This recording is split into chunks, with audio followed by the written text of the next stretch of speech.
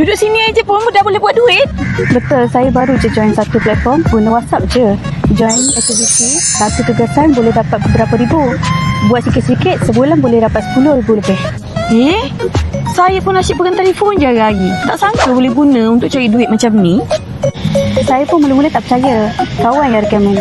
Sekarang duit tu cukup untuk bayar yuran tuition anak saya. Kena selalu tengok telefon ke? Saya tak senang lah. Tak perlu, masa boleh diatur sendiri. Tunggu orang, naik bas, tengah masak pun boleh buat. Sangat fleksibel. Macam mana nak mula? Ada orang ajar ke? Saya takut dia tekan salah. Ada, customer service akan ajar semua step. Senang je, ikut je arahan ni. Cepat singkat saya. Saya nak add customer service sekarang juga.